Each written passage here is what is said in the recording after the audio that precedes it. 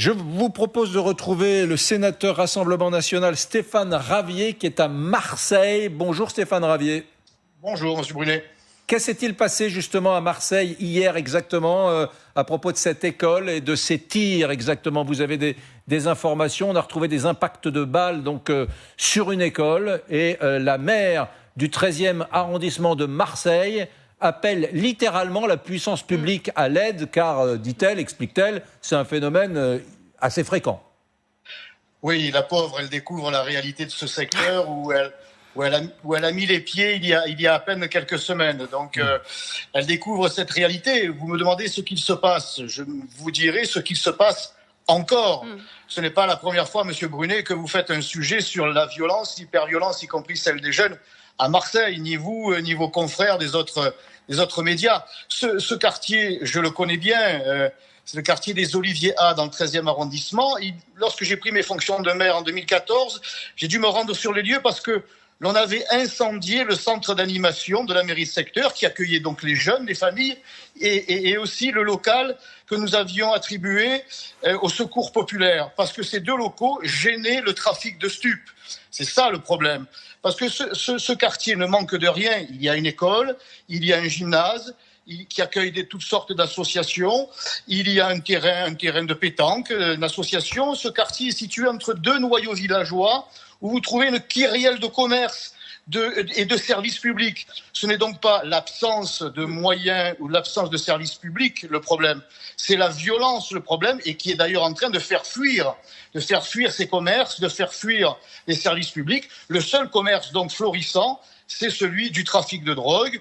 Et j'ajoute que dans ce quartier précis de Saint-Jérôme-les-Lilas, la cité des Oliviers, il y a un autre commerce florissant, si j'ose dire, c'est celui de l'islamisme. Ça va faire partie des sujets que vous allez évoquer. J'ai eu le plus grand mal à convaincre les autorités à faire fermer une mosquée connue pour étant radicale.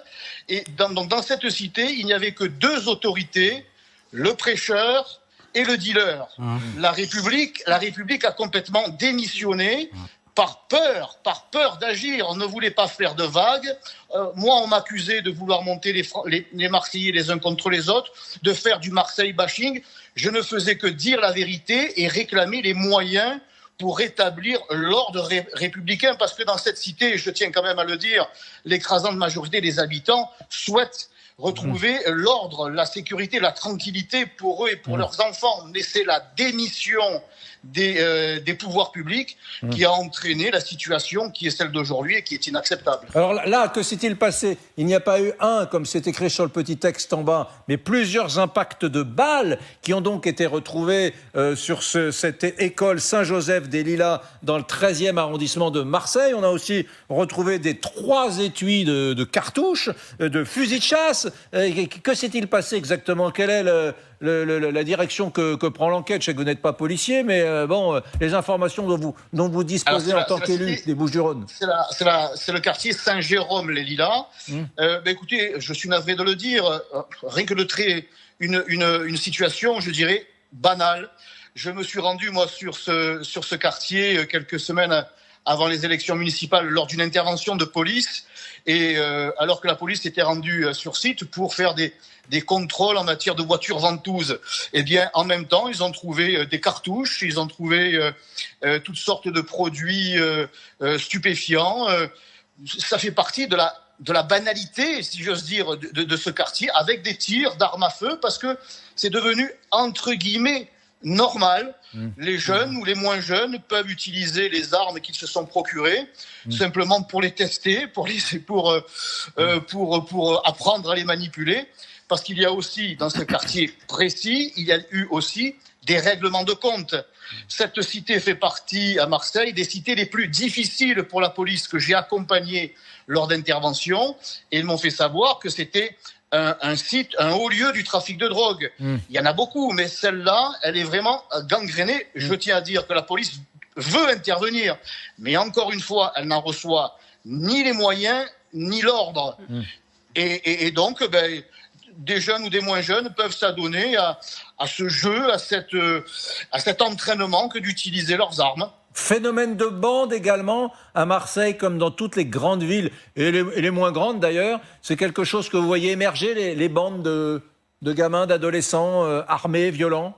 Oui, parce qu'il y a dans cette cité comme ailleurs, vous savez, les guetteurs, qu'on appelle les choufs, qui peuvent avoir, ou qui avaient jusqu'à présent 14-15 ans. Et maintenant, nous avons les pré-guetteurs, les pré-choufs qui ont 10 ans, 12 ans, qui ne sont donc plus dans le circuit scolaire ni familial, et qui, très tôt, perçoivent beaucoup d'argent en peu de temps, et se mettent hors société, hors vie en société, complètement déconnectés des réalités. Ça va être très compliqué de les récupérer, ces jeunes.